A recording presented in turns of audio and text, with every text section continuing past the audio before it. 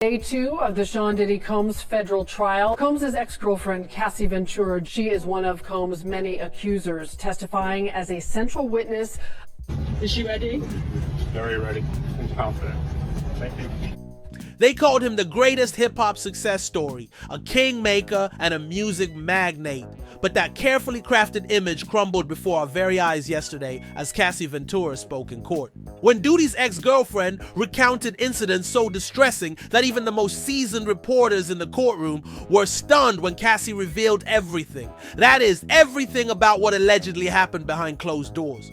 The guy who had once governed an empire could not keep his feelings in check. So she had on a brown dress, form-fitting, visibly pregnant, head held high, and did not make any eye contact with the defendant, with Sean Combs. He said that Sean Combs directed everything from what she had on, to the lighting in the room, to how she was supposed to interact with the person that she was having sex with.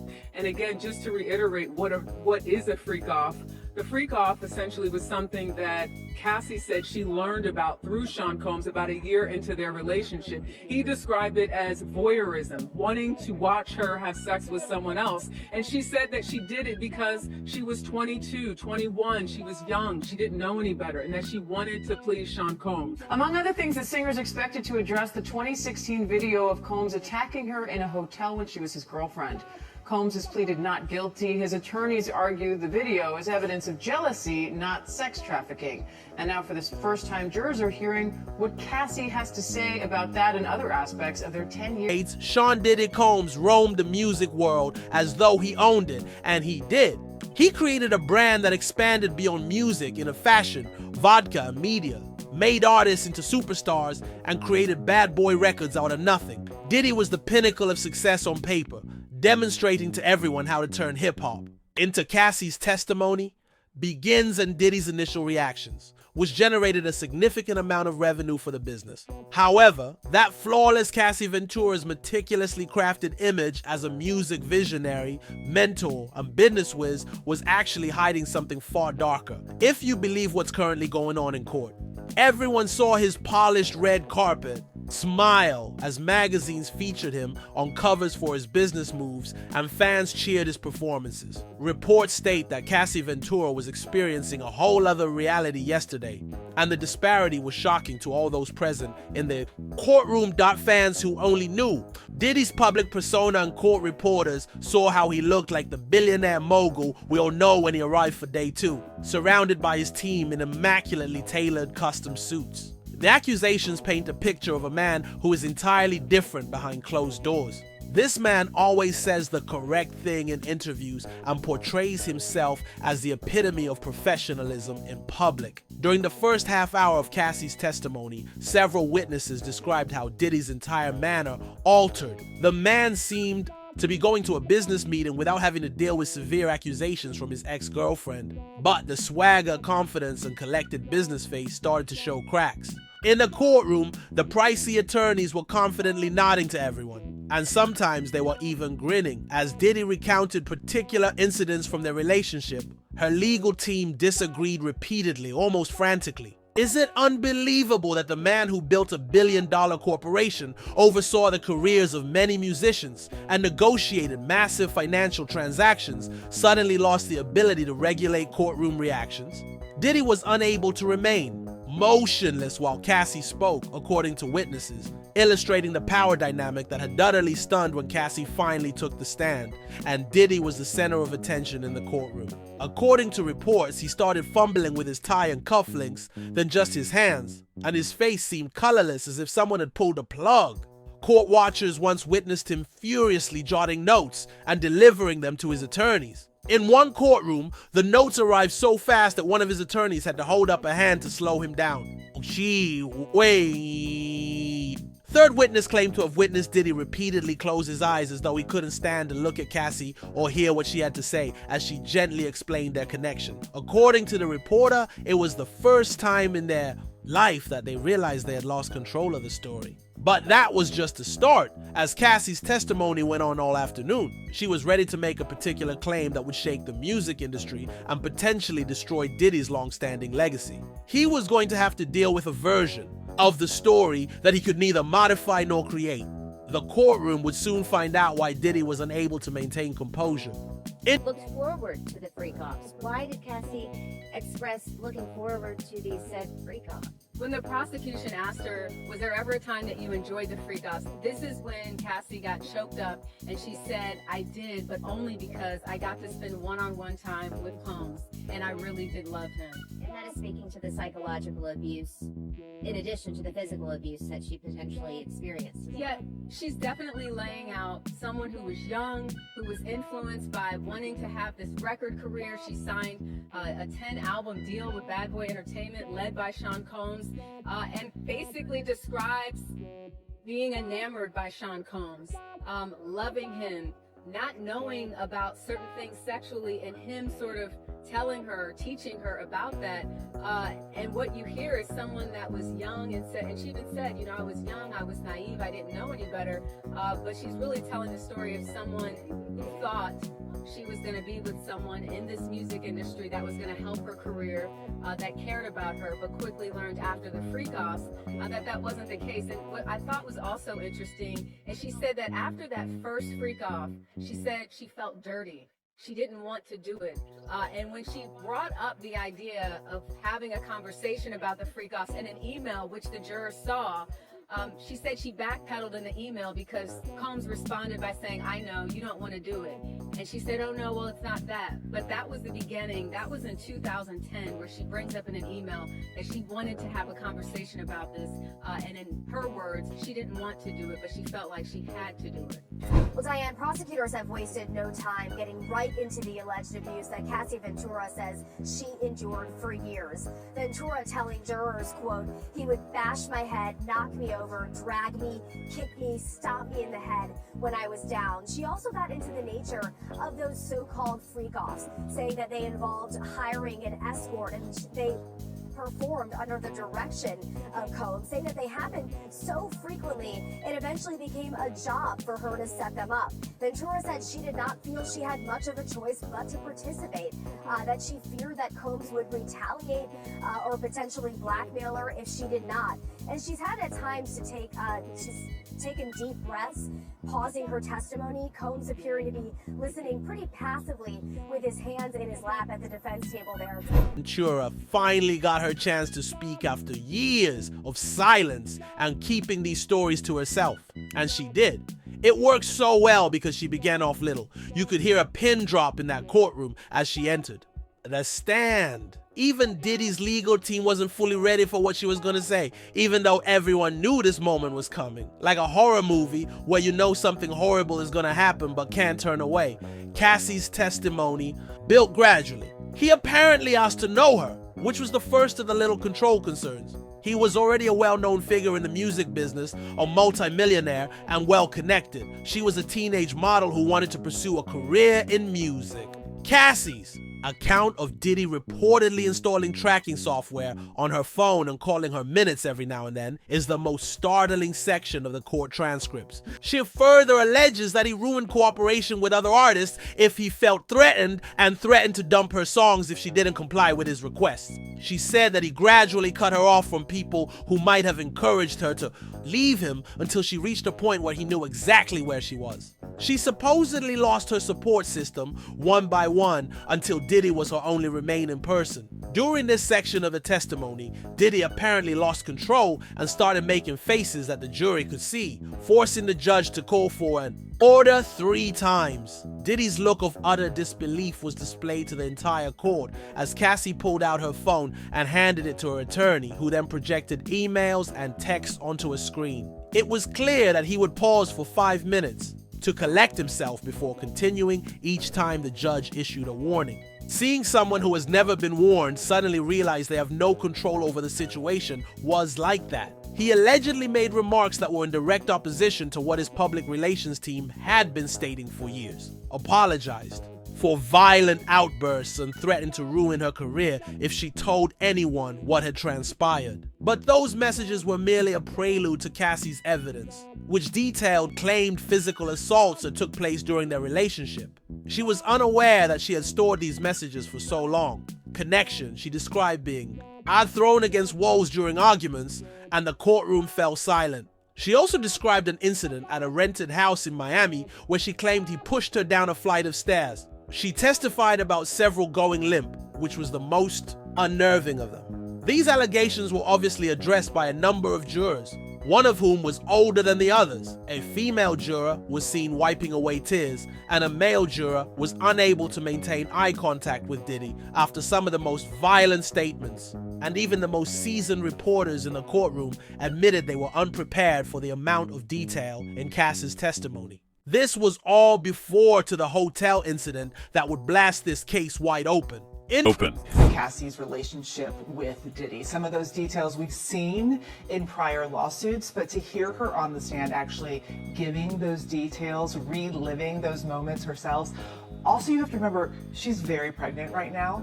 So I'm gonna be curious to see how long she makes it on the stand, how she's emotionally able to weather all of these questions. And what's gonna be interesting to watch is, you know, the defense from the very start in their opening statement said that she chose to be there.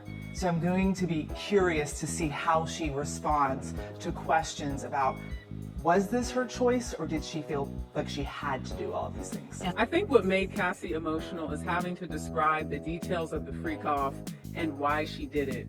When she talked about wanting to do it to please Sean Combs, that's when she broke down. Up until that point, she had just been answering the questions. She's a little soft-spoken at times, but that's when she got emotional. When she had to answer the question about if she enjoyed it, that's when she broke down, because she said, I enjoyed being with Sean Combs. And she says, I did it because it made him happy. What did the expressions of the jurors look like?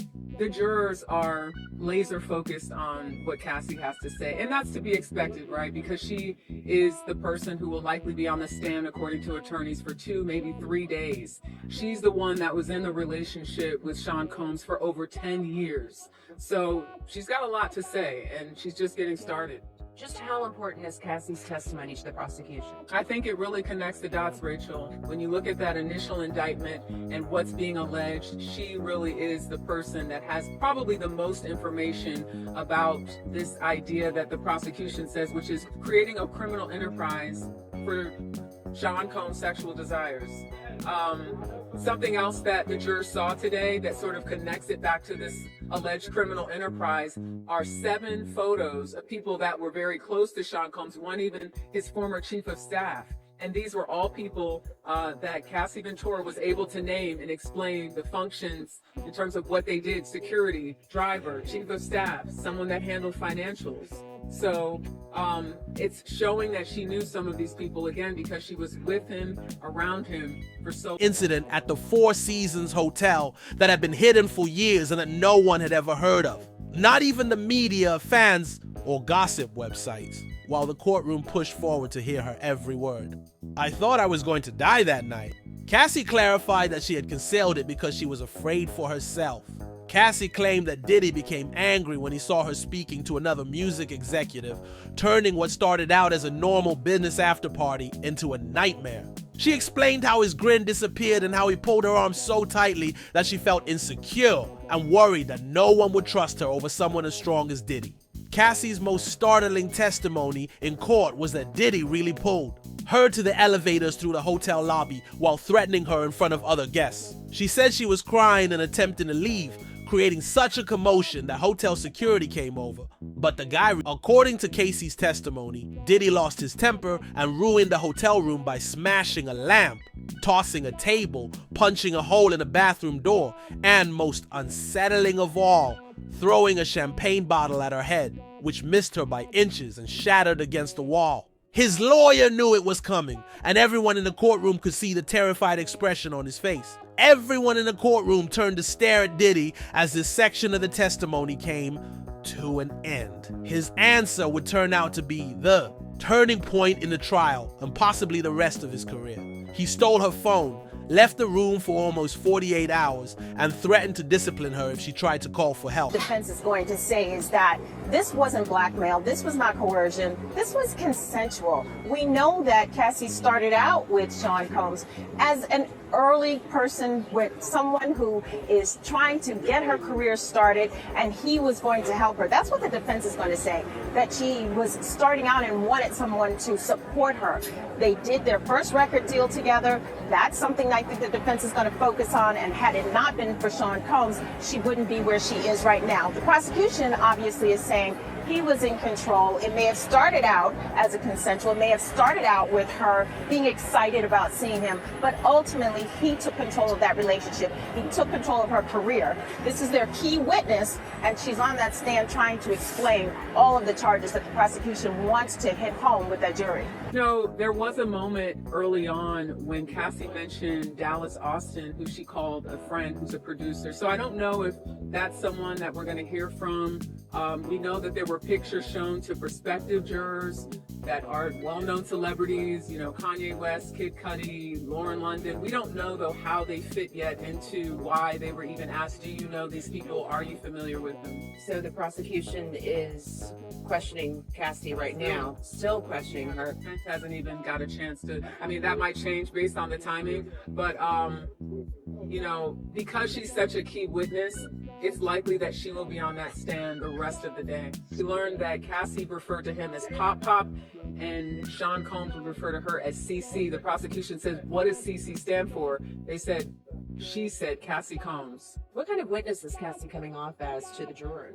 I think naturally when you look at her visually, people see that she's pregnant and looking like she's due any day now. So they might, have empathy, sympathy for her in that way, but we don't really know. We know that they've been instructed to be fair and impartial. As to what type of witness she's coming off as, she's describing someone that she was, someone she said that was trying to figure out who she was at that time and who she was allowed to be. Now you're looking at somebody that's almost 40 years old, totally different person, but even in describing what was going on at her at that time, taking drugs, trying to please Sean Combs, she's really just sort of laying out the case for her not having a lot of control.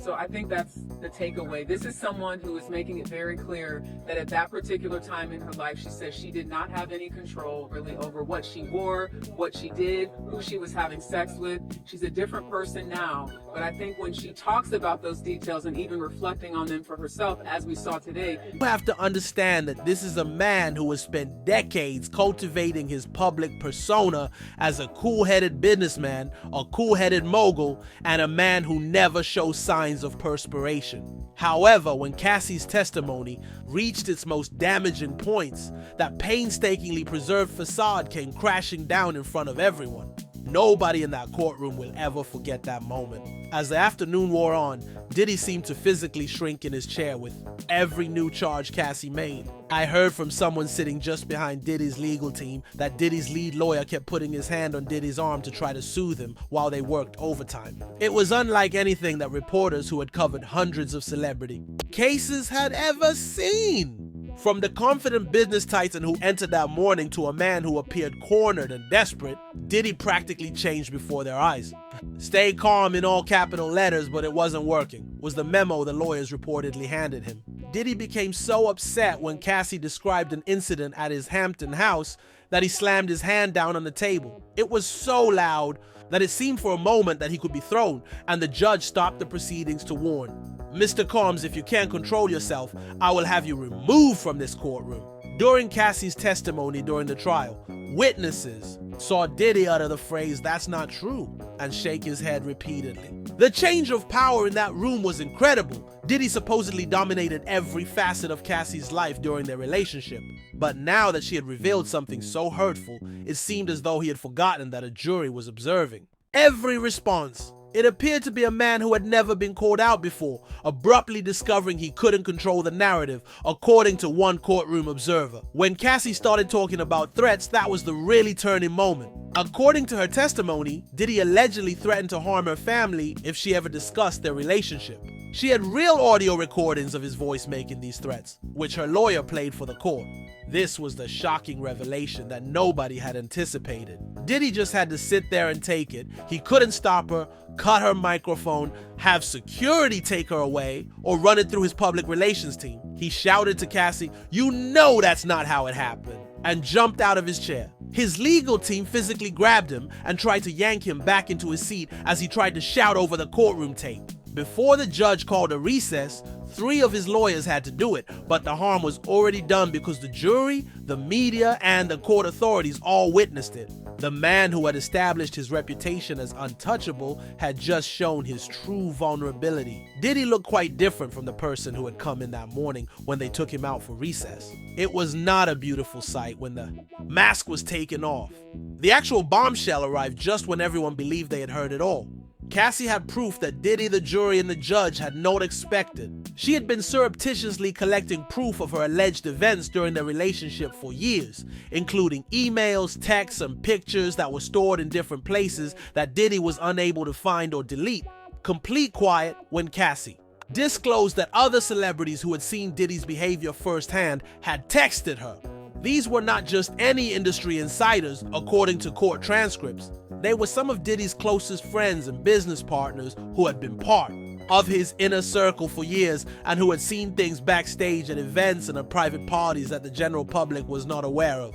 When Cassie brought up these famous witnesses, one gallery patron claimed that Diddy looked physically unwell. The judge dismissed all objections after privately reading the text, deeming them extremely pertinent to the case and permitting their introduction into evidence. Diddy put his head in his own one by one just because of that choice. The legal team sprang up right away, voicing their loud objections and seeking a sidebar with the judge. They contended that since these messages were hearsay and weren't properly presented during discovery, they shouldn't be admitted as evidence. One longtime producer, who had collaborated with Diddy for decades, sent the most devastating notes.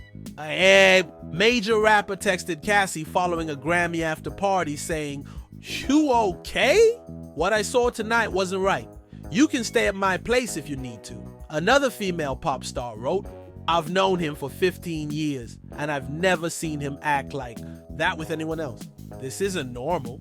Please call me." He texted Cassie after witnessing an incident at a studio saying, "I can't be around this anymore. When you're safe, give me a call for assistance." These messages completely contradicted what Diddy had been saying publicly, that no one had ever witnessed inappropriate behavior and that these were private matters being twisted by Cassie. Now the court could see that people had witnessed incidents, had been concerned, had reached out to help her. Then came Diddy's own messages. Screenshots showed texts where he appeared to acknowledge incidents. "I'm sorry about last night. You know how I get when I drink. It won't happen again." Another text from him read, "Whatever you call it, a new car, a new residence, or whatever you want, this has to be fixed." An interesting thing happened in the gallery when these words were read out loud. Several of the people who had come with Diddy that morning, members of his entourage who had been sitting behind him in support, discreetly got up and left. The following third set of texts seemed to be attempts to use money to keep occurrences quiet. "My lawyer can do anything from the past 5 years." The man who came into the courtroom as the invincible king of music left the proceedings looking defeated as day 2 came to an end. By the time this section of evidence concluded, Diddy was seated at his table nearly by himself with his legal team, since the security force that surrounded him was unable to protect him from what had transpired in that courtroom. The demonstration of support he had brought that morning had disappeared, and the evidence that no one had anticipated had completely altered the situation. Not whether Diddy can win this case anymore, but if his reputation can ever bounce back. From what the world heard in that courtroom is the question. In addition to sharing her tale today, Cassie Ventura might have altered Diddy's legacy. No one can ever forget the picture that was created by the recordings, testimonies, and evidence.